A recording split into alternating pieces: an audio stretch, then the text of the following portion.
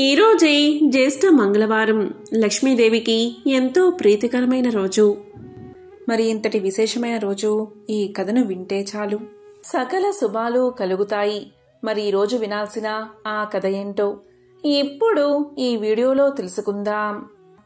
ఒకసారి నారదుడు సావర్ణిని సురభి వృత్తాంతం తెలియచేయమని కోరాడు. మహానుభావ, సురభి అంటే ఎవరు అని అడిగాడు నారదుడు. దానికి సావర్ణి, నారదా, నేను చెప్పేది శ్రద్ధగా విను. సురభి అంటే గోమాత. సృష్టి ఆరంభంలో గోవు సృష్టించబడింది. అది గోలోకంలో ఉంటుంది. సృష్టి మొదట్లో శ్రీకృష్ణుడు ఆట పాటలతో అలసిపోయి పాలు తాగాలి అని అనుకున్నాడు. అప్పుడు అతని శరీరపు ఎడమ భాగం నుండి దూడతో సహా పాడి ఆవును సృష్టించాడు. ఒక కుండలోకి పాలు పితికి తాగాడు శ్రీకృష్ణుడు. కుండలో ఇంకా పాలు మిగిలిపోయాయి. ఆ కుండను చదునైన ప్రదేశంలో ఉంచాడు. అక్కడ 100 యోజనాల వైశాల్యం కల క్షీర సరోవరం ఏర్పడింది. సురభి అంటే కామధేనువు. ఆ కామధేనువు యొక్క రోమకూపాల నుండి అనేక కామధేనువులు పుట్టాయి. కాలక్రమేణా దూడలు పుట్టి వాటి సంఖ్య పెరిగిపోయింది. ఒకసారి దేవతలకు పాలు దొరకలేదు. అప్పుడు దేవతలంతా బ్రహ్మ సలహాపై ఇంద్రాది దేవతలంతా కలిసి సురభిని స్తుతించారు. అప్పుడు సురభి దేవతలను అనుగ్రహించింది. అప్పుడు సురభి ఇంద్రాది దేవతల కోరికపై కామధేనువును అనుగ్రహించింది. దీనివల్ల దేవతల యజ్ఞ యాగాదులకు ఆటంకం లేకుండా సాగాయి. గోమాతను సేవిస్తే సర్వ పాపాలు తొలగి పుణ్యలోకాలు పొందుతారు అని సావర్ణి నారదుడికి తెలియచేశాడు. అప్పుడు సావర్ణి ఇంకా ఇలా చెప్పాడు. అదే రాధాదేవి వృత్తాంతం. నారదా, రాధాదేవి వృత్తాంతాన్ని చెబుతాను, శ్రద్ధగా విను అంటూ సావర్ణి ఇలా చెప్పడం మొదలుపెట్టాడు.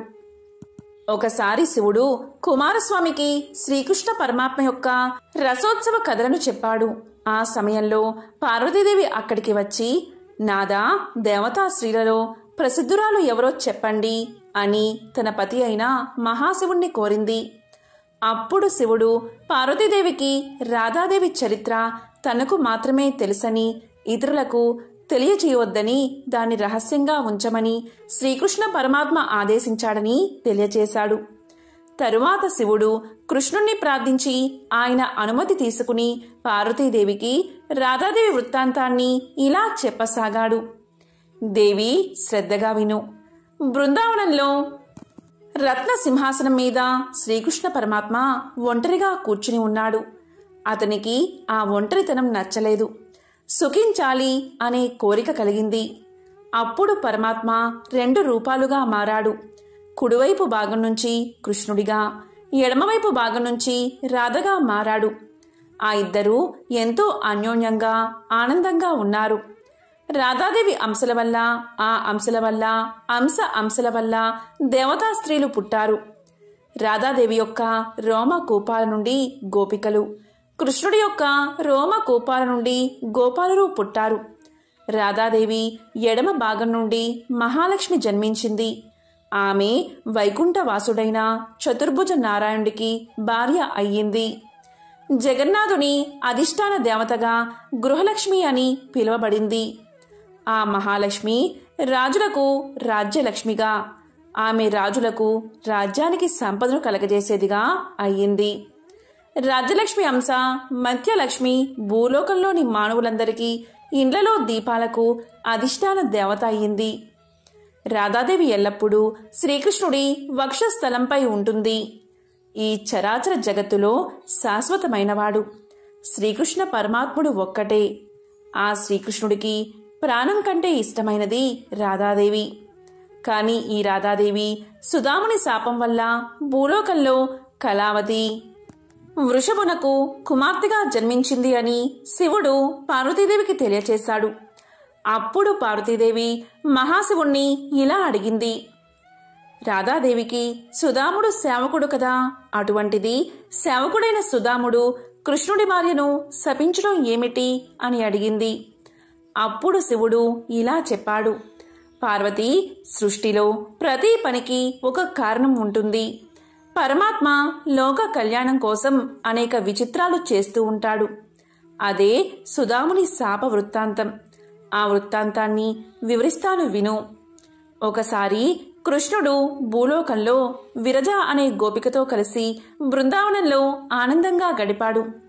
ఆ విషయం తెలిసి రాధాదేవి అక్కడికి వచ్చింది. ఆ విషయాన్ని శ్రీకృష్ణుడి సహచరుడైన సుధాముడు తెలుసుకుని కృష్ణుణ్ణి హెచ్చరించాడు. అప్పుడు శ్రీకృష్ణుడు విరజను వదిలి మాయమయ్యాడు. విరజ గోలోకం చుట్టూ ఉండే నదిలాగా మారిపోయింది. విరజాదేవి స్నేహితురాళ్ళు కూడా చిన్న చిన్న నదులుగా మారిపోయారు.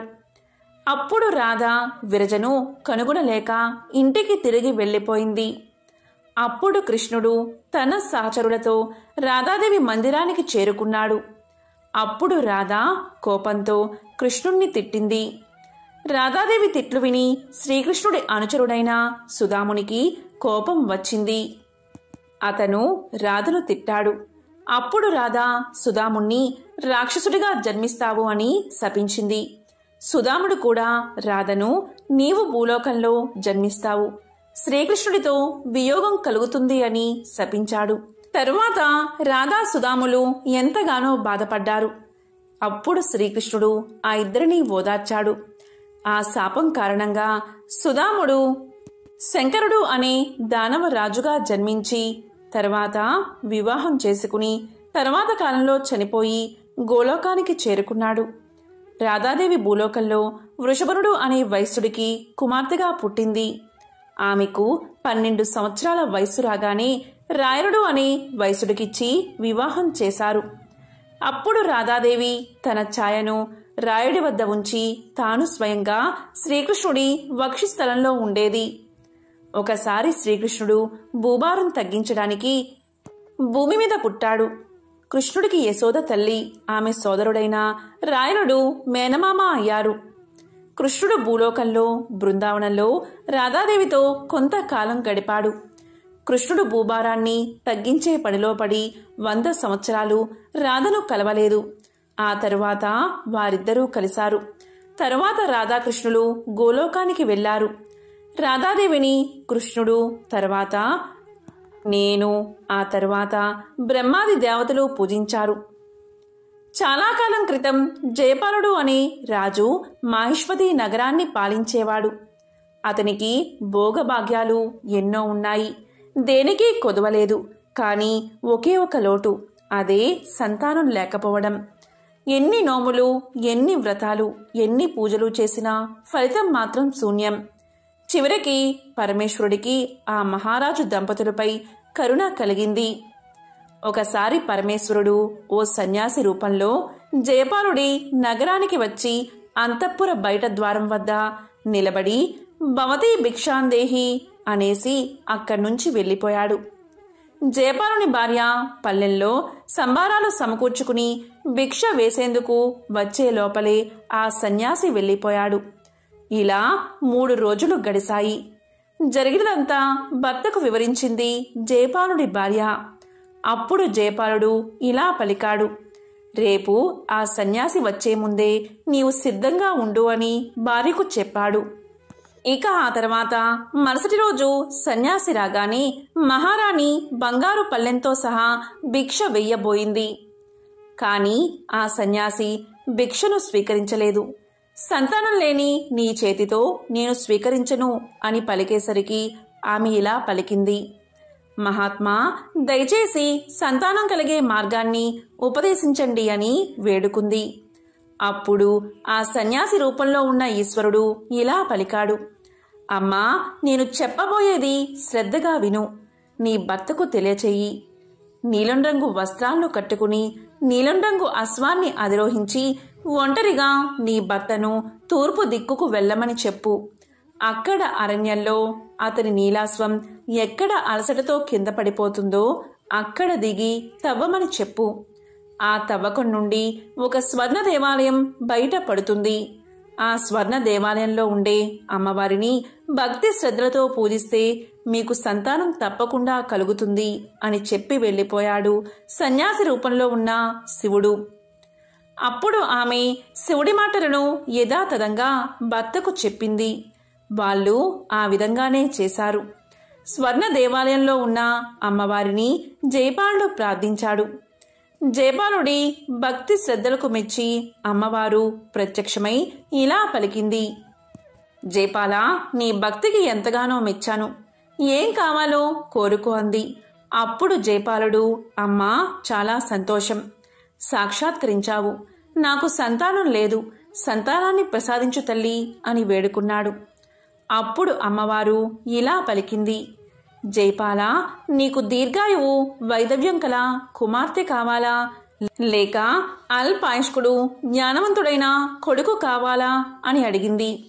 దానికి రాజు ఇలా సమాధానం చెప్పాడు. పితృదేవతలను ఉద్ధరించడానికి కొడుకే కావాలి అని కోరుకున్నాడు.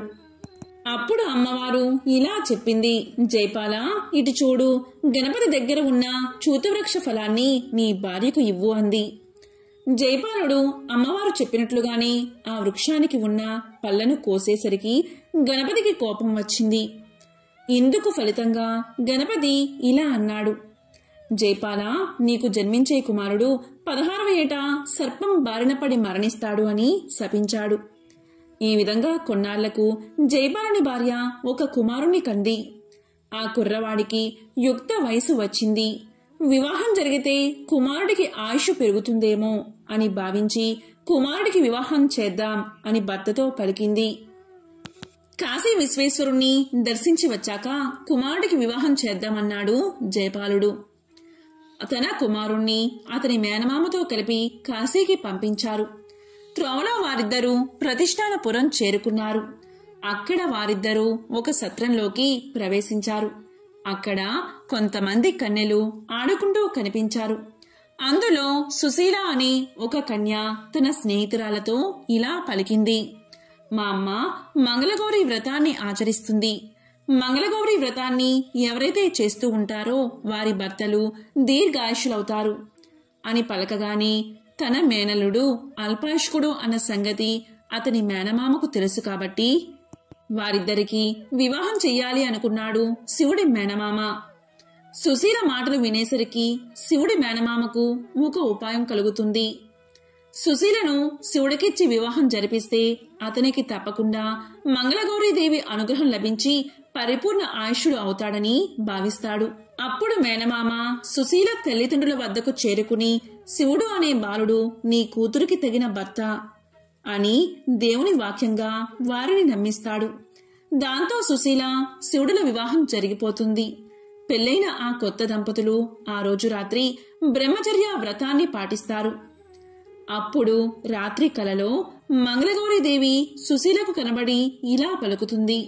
సుశీల, నీ భర్త అల్పాయుష్కుడు. ఈ రాత్రితో అతని ఆయువు చెల్లింది. ఈ దోషానికి మార్గం చెప్తాను విను అని ఈ విధంగా చెప్పసాగింది. కొద్దిసేపట్లో ఒక కృష్ణ సర్పం నీ భర్తను కరవడానికి వస్తుంది. వెంటనే నీవు నిండా పాలున్న ఒక కుండను దాని ముందు ఉంచు. అప్పుడు ఆ పాము ఆ ఘటంలోకి ప్రవేశించాక వస్త్రంతో ఆ కుండ మూతిని గట్టిగా కట్టి ఉదయాన్నే దాన్ని నీ తల్లికి వాయనమివ్వు. దాంతో నీ భర్తకు ఆ గండం తప్పిపోతుంది అని చెప్పి అమ్మవారు అంతర్ధానమవుతుంది. సుశీల అలాగే చేస్తుంది. శివుడు కాశీయాత్ర పూర్తి చేసుకుని తిరుగు ప్రయాణంలో భార్య సుశీలను తన ఇంటికి తీసుకువెళ్తాడు. అప్పుడు సుశీలను తన ఆయువు ఎలా పెరిగిందో అడుగుతాడు. అప్పుడు సుశీల ఇలా సమాధానం చెప్తుంది. అదంతా మంగళగౌరీదేవి యొక్క వ్రత మహత్యం వల్లనే అని భర్తకు తెలియచేస్తుంది. నారదుడు సావర్ణిని ఇలా అడుగుతాడు. మహర్షి, హవిద్దాన కాలంలో స్వాహాదేవి పితృదాన కర్మలలో, స్వదాదేవి తక్కిన క్రతువులలో దక్షిణాదేవి పేరు వినిపిస్తూ ఉంటుంది కదా. వీరు ప్రకృతి యొక్క కళారూపాలే కదా. వీరి గురించి చెప్పండి అని అడుగుతాడు. అందుకు సావర్ణి ఇలా సమాధానం చెప్తాడు. ప్రకృతి కళా స్వరూపాల గురించి వివరిస్తాను. ముందుగా స్వాహాదేవి వృత్తాంతం. సృష్టి మొదట్లో దేవతలు ఆహారం దొరకక ఎంతో బాధపడ్డారు. యజ్ఞాల్లో లభించే హవిస్సులు దేవతలకు అందడం లేదు. వాటిని రాక్షసులు లాగేసుకుంటున్నారు. దీనివల్ల దేవతలు తిండి లేక ఇబ్బందులు పడ్డారు. అప్పుడు వారంతా బ్రహ్మను శరణు వేడారు. బ్రహ్మ కృష్ణ పరమాత్మ యొక్క సలహా మేర బ్రహ్మదేవుని ప్రార్థించమన్నారు. బ్రహ్మ మహాదేవుణ్ణి ఉపాసించాడు. బ్రహ్మకు దేవి ప్రత్యక్షమై ఏం వరం కావాలో కోరుకోమంది. అప్పుడు బ్రహ్మ ఇలా పలుకుతాడు: తల్లి, నీవు అగ్నికి దాహక శక్తి కావాలి అని.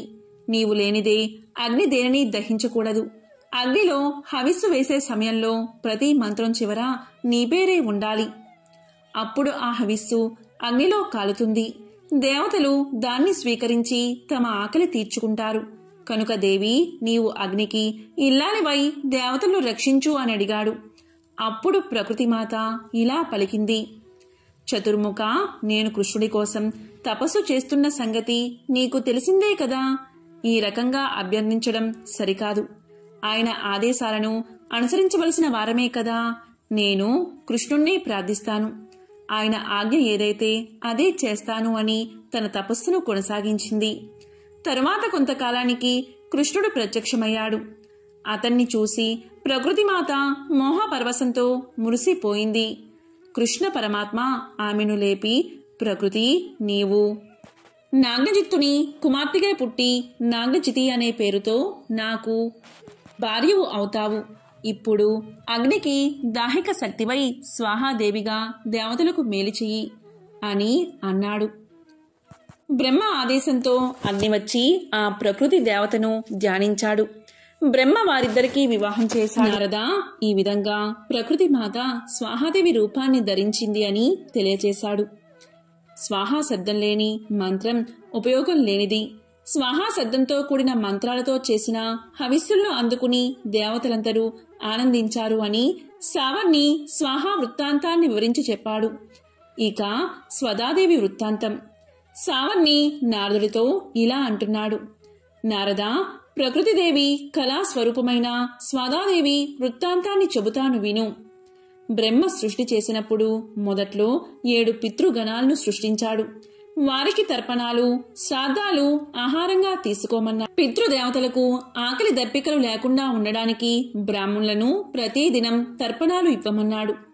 వారు అలాగే చేస్తున్నారు. కానీ పితృదేవతలకు ఆహారం సరిగ్గా అందడం లేదు. వారు ఆకలితో అల్లాడుతూ బ్రహ్మ దగ్గరకు వెళ్లి మొరపెట్టుకున్నారు. అప్పుడు బ్రహ్మ ఒక మానస పుత్రికను పుట్టించాడు. ఆమెకు స్వదాదేవి అని నామకరణం చేశాడు. ఆమెను పితృదేవతలకు ఇచ్చి వివాహం చేశాడు. తరువాత బ్రాహ్మణులతో మీరు పితృదేవతలకు తర్పణాలు, శ్రాద్ధాలు సమర్పించేటప్పుడు స్వదా సమేతంగా మంత్రాలను ఉచ్చరించండి అన్నాడు. బ్రాహ్మణులు అలాగే చేశారు. అప్పట్నుంచి వారు చేసే తర్పణాలు, శ్రాద్ధాలు పితృదేవతలకు అందుతున్నాయి. దాంతో పితృదేవతలు ఎంతగానో ఆనందించారు. స్వదాదేవిని స్మరించడం వల్ల సకల తీర్థాల్లో స్నానం చేసిన పుణ్యం లభిస్తుంది అని సావర్ణి నారదుడికి తెలియచేశాడు. ఈ కథ భాగవతంలోనిది. కుశావతి నగరంలో ఒక బాలుడు మరణించాడు. ఆ బాలుడి మృతదేహాన్ని బంధువులందరూ తీసుకుని శ్మశానానికి చేరుకున్నారు. తల్లిదండ్రులు, వారి బంధువులంతా మృతదేహాన్ని ఖననం చేసేందుకు సిద్ధమవుతూ అంతలోనే చేజేతులా బాలుణ్ణి పూడ్చిపెట్టడం ఇష్టం లేక ఏడవడం మొదలుపెట్టారు. వారికి సమీపంలోనే ఒక పెద్ద చెట్టు ఉంది. ఆ చెట్టు మీద ఒక గద్ద ఉంది. ఆ గద్ద అక్కడ జరుగుతున్నది మొత్తం గమనించి వారితో ఇలా పలికింది: అయ్యా, మీరు ఎంతగా ఏడ్చినా ప్రయోజనం లేదు. అటువైపు చూడండి, సూర్యాస్తమయం దగ్గర పడుతుంది కదా. చీకటి పడిందంటే పిశాచాలు, రాక్షసులు వస్తారు. అప్పుడు మీ ప్రాణాలకు కూడా హాని సంభవించే అవకాశముంది. అందుకనే చెబుతున్నాను. జనన మరణాలలో వింతగాని కొత్తగాని లేదు. చనిపోయిన వారితో మనము చనిపోలేము కదా. ఏడ్చినంత మాత్రాన పోయినవారు తిరిగి రారు. రుణానుబంధం తీరిపోయింది. చీకటి వేళ మృతదేహాన్ని ఖననం కూడా చెయ్యనవసరం లేదు. ఇక్కడే ఆ మృతదేహాన్ని వదిలేసి వెళ్ళండి అని పలికింది. అప్పుడు అక్కడున్న వారంతా ఇలా అనుకున్నారు: నిజమే, చీకటి పడుతుంది. నిజంగానే పిశాచ, రాక్షస గణాలు శ్మశానానికి చేరుకున్నాయంటే ప్రమాదమే. ఇక వెళ్ళిపోవాలి అని అనుకుని బంధువులందరూ బాలుడి మృతదేహాన్ని విడిచిపెట్టి 4 అడుగులు అటువైపుగా వేశారు. అంతలోని ఒక నక్క వారికి ఎదురయ్యింది. ఇలా పలికింది ఆ నక్క. గద్ద చెప్పింది మొత్తం బహుశా వినింది అనుకుంటా. వారితో ఇలా అంటుంది, ఎక్కడికి అలా వెళ్ళిపోతున్నారు అని అనగానే బంధువులందరూ ఆగిపోయారు. నక్క వారితో ఇలా అంది, చీకటి పడినంత మాత్రాన మీరందరూ బెదిరిపోతారా? పున్నమి చంద్రుడు లాంటి ముఖము బాబుది, ఎంత ముద్దొస్తున్నాడో. అలాంటి వాడిని వదిలి వెళ్ళిపోవడానికి మీకు కాళ్ళు ఎలా వచ్చాయి అని అనగానే వారికి ఏం మాట్లాడాలో తోచలేదు. ఒకరినొకరు చూసుకుంటూ అలాగే నిలబడిపోయారు. చచ్చిన వారు తిరిగి రారు అని అనుకోవడం పొరపాటు. ఈ ప్రపంచంలో ఏదైనా జరగవచ్చు, ఆశ్చర్యపోవక్కర్లేదు. బాబు కొంతసేపటిలో లెగిసి కూర్చోవచ్చు. చీకటి పడుతుంది, పిశాచాలు రాక్షసులు వచ్చి దాడి చేస్తారు అని భయపడకండి. దట్టంగా ఇక్కడ చెట్లు ఉండడంతో చీకటి పడుతున్నట్లుగా కనిపిస్తుంది. కానీ సూర్యుడు అప్పుడే అస్తమించడు, ఇంకా చాలాసేపు ఉంటాడు. మీరు బాబు దగ్గర ఉండండి, ఏడవండి అని అంది నక్క. అవును, నిజమే, ఏదైనా జరగవచ్చు. బాలుడు లేచి తిరిగి ఆడుకోవచ్చు అని అనుకుని తల్లిదండ్రులతో సహా బంధువులందరూ బాలుడి దగ్గరకు చేరుకున్నారు. మళ్లీ ఏడవడం ప్రారంభించారు. ఏడుస్తున్న వారిని చూసి గెద్ద మళ్లీ ఇలా పలికింది, నక్క మాటలు విని మీరు మోసపోకండి. చనిపోయిన వాళ్ళు బతకడం ఎక్కడైనా చూసారా? యముడికి మనం దొరకనేకూడదు. దొరికిన తర్వాత విడిచిపెడతాడా అని వాపోయింది. బాబు చనిపోయాడు, వాడిని అలాగే ఉంచి మీరు వెళ్ళి బాబుకి ఉత్తమగతులు కలగడానికి దాన ధర్మాలు ఆచరించండి, వెళ్ళండి అని అనగానే నక్క కలగజేసుకుని ఇలా పలుకుతుంది, బాగుంది. చూస్తూ చూస్తూ పిల్లవాడిని వదిలిపెట్టి పోవాలా? అది చాలా తప్పు. ఎలా వెళతారు అని అంటుంది. నక్క మాటలకు గెద్దకు ఎక్కడలేని కోపం వస్తుంది. అప్పుడు నక్క ఇంకా ఇలా పలుకుతుంది, బాబుని చూస్తుంటే జంతువుని నాకే కాళ్ళు ఆడడం లేదు. మనుషులు మీరు ఎలా వెళ్ళిపోతారు? చెప్పుడు మాటలు వినకండి, కొద్దిసేపు వేచి చూడండి. బాబు లేచి అమ్మా అని పిలవవచ్చు. బాబు బతికిన మరుక్షణం వాడిని తీసుకుని వెళ్ళిపోండి. ఇంతసేపు ఉన్నారు కదా, ఇంకొంచెం ఉండలేరా అని అంది నక్క. నక్క మాటలు విన్న గెద్ద ఒక్కసారిగా నవ్వింది. ఇలా పలికింది, నేను పుట్టినప్పటినుంచి చూస్తున్నాను. చనిపోయిన వారు మళ్లీ పుట్టేందుకు వేరొక గర్భంలోకి ప్రవేశిస్తారే తప్ప మళ్లీ ఈ దేహాన్ని ఎందుకు కోరుకుంటారు? అది నక్క, దానికి మంచి చెడులు అనేవే తెలియవు. మీరు మనుషులు, మీకు తెలియకపోవడం ఏమిటి అని పలికింది గెద్ద. దాని మాటలు వానికి నిజమనిపించాయి. పిల్లవాడిని వదిలి వెళ్ళిపోవాలి అనుకున్నారు. వారందరూ పదండి అంటే పదండి అనుకున్నారు. వెనక్కి తిరిగి చూడకుండా ముందుకు నడిచారు. అంతలోనే వారిని అడ్డుకుని నక్క ఇలా పలుకుతుంది, చెబితే వినిపించుకోరేమయ్యా, తొందర దేనికి? చనిపోయిన ఒకానొక బ్రాహ్మణ కుమారుణ్ణి రాఘవుడు బతికించలేదా? అయిపోయింది. ప్రాణాలు పోయాయి అనుకున్న శృంగేటి కుమారుణ్ణి నారదముని బతికించలేదా? అలాగే మీ బాధను చూసి ఏ దేవత కరుణించడా? కరుణించి ఆ బాలుణ్ణి బతికించడా? కంగారెందుకు, కూర్చోండి అని పలికింది. అవునవును, ఏ దేవతో వచ్చి ఎందుకు కరుణించకూడదు? పిల్లాడు బతికితే అంతకంటే ఇంకేం కావాలి అని వాళ్ళంతా అనుకుని పరుగు పరుగున పిల్లాడి మృతదేహం దగ్గరకు చేరుకున్నారు. మళ్లీ బంధువర్గము ఏడవడం మొదలుపెట్టారు. ఇంతలో సూర్యుడు అస్తమించాడు. గద్దకి నక్కకి ఒక్కసారిగా ఆకలి చుట్టుముట్టడంతో బాలుడి మృతదేహాన్ని భక్షించేందుకు రెండూ పోటీపడి బంధువులతో రకరకాలుగా మాట్లాడి బాలుణ్ణి తినాలని చూశాయి. చీకటి వేళ గెద్ద శ్మశానంలో తిరగలేదు. అందుకే బాలుణ్ణి వదిలి వెళ్ళిపొమ్మని కబుర్లు చెప్పింది. పగటివేళ పీకుకు తిందాము అని గెద్ద ఆశ. చీకట్లో బాలుణ్ణి తినడం సుఖం. వంతులకు వాటాలకు గెద్దలాంటి పక్షులు రావు. అందుకని బంధువర్గాన్ని బాలుణ్ణి విడిచి వెళ్ళవద్దని నక్క చెప్పింది. ఇద్దరి ఆంతర్యాలను అర్థం చేసుకున్నాడు ఆ మహాశివుడు. అక్కడే అదృశ్యంగా తిరుగుతున్న ఆ మహాశివుడు అక్కడ జరుగుతున్న దృశ్యాన్ని చూసి పడిపడి నవ్వుకున్నాడు. తరువాత ఏడుస్తున్న బంధువర్గం ముందు ప్రత్యక్షమయ్యాడు.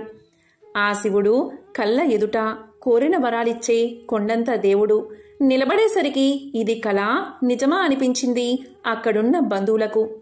కళ కాదు, నిజమే అని కాసేపటికి తెలుసుకుని చేతులెత్తి అందరూ నమస్కారం చేశారు.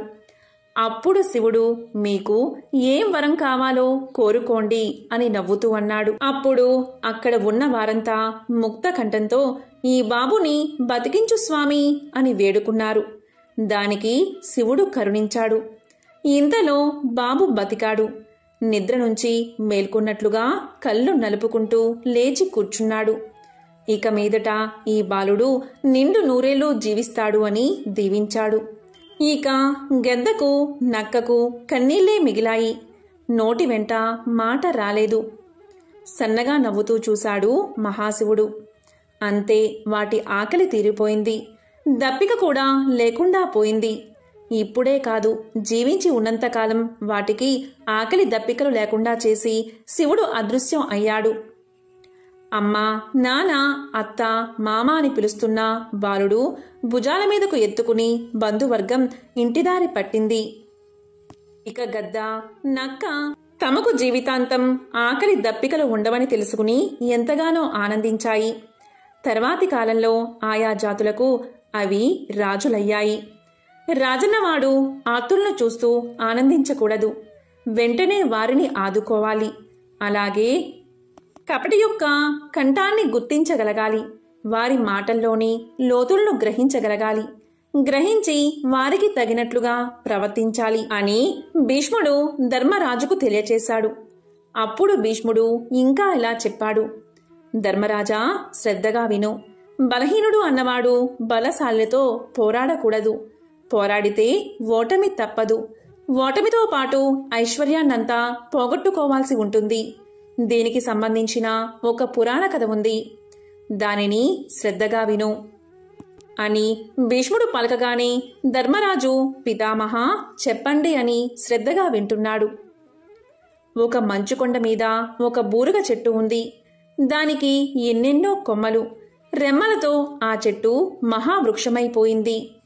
ఒకసారి నారదుడు ఆకాశంలో ప్రయాణిస్తూ కిందకు చూశాడు. కొండదటిని ఆక్రమించి ఉన్న బూరుగ చెట్టు నారదుడికి కనిపించింది. దాన్ని చూసి నారదుడు ఆశ్చర్యపోయాడు. కిందకు దిగి ఆ చెట్టును సమీపించాడు. ఇలా అనుకున్నాడు నారదుడు, అబ్బా, ఎంత పెద్ద చెట్టు, ఎంత వైశాల్యం! ఇలాంటి చెట్టును నేను ముల్లోకాల్లోనూ ఎప్పుడూ చూడలేదు. పైగా దీన్ని ఆశ్రయించి ఎన్నో జంతువులు, పక్షులు బతుకుతున్నాయి అన్నాడు నారదుడు. అందుకు గర్వంగా చెట్టు కొమ్మలు ఊపింది. ఆ చెట్టుని నారదుడు ఇలా అన్నాడు, నువ్వేమీ అనుకోనంటే నేనొక ప్రశ్న అడుగుతాను, సమాధానం చెప్తావా అన్నాడు నారదుడు. వెంటనే చెట్టు, స్వామి అడగండి, నేనేమీ అనుకోను అని సమాధానం చెప్పింది. మహర్షి వెంటనే ఇలా అన్నారు, మరేమీ లేదు. వాయుదేవుడికి నీకు స్నేహం ఏమైనా ఉందా? ఉండబట్టేనేమో నీ కొమ్మలు, రెమ్మలు ఇంత క్షేమంగా ఉంటున్నాయి. లేకపోతే విరిగిపోయేవి కదా, నిజం చెప్పు అన్నాడు నారదుడు. దానికి బూరుగ చెట్టు, స్నేహమా? ఏమీ లేదు మా ఇద్దరి మధ్య. కాకపోతే నీకు తెలియంది ఏముంది? నా శక్తిలో 18వ వంతు కూడా వాయుదేవుడు పోటీ పడలేడు. నిజం చెప్పాలంటే వాయుదేవుణ్ణి చూస్తే ఒక్కొక్కసారి నవ్వొస్తుంది అని పలిగింది బూరుగ చెట్టు.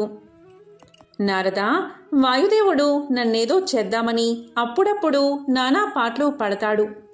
ఆకు కూడా రాజలేడు, అందుకే నవ్వుకుంటున్నాను అని పలికింది. ఆ చెట్టు కొమ్మల్ని చాచి ఆకాశంలోకి ఒక్కసారిగా పోనిచ్చింది.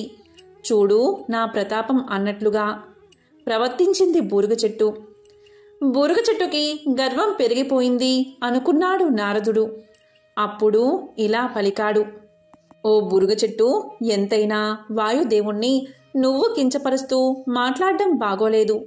అతను తలుచుకుంటే కొండలకి కొండలే లేచిపోతాయి, పండుటాకులు పల్టీలు కొడతాయి.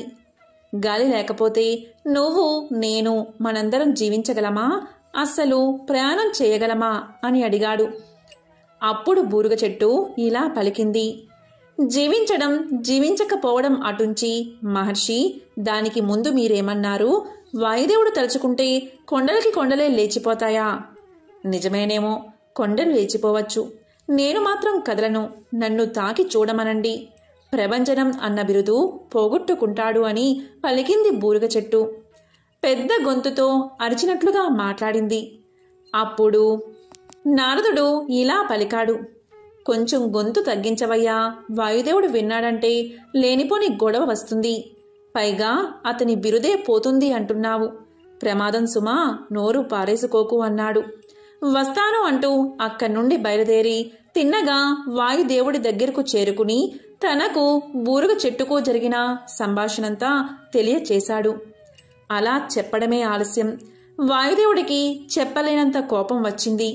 వెంటనే బూరుగ చెట్టుని చుట్టుముట్టి ఇలా అన్నాడు.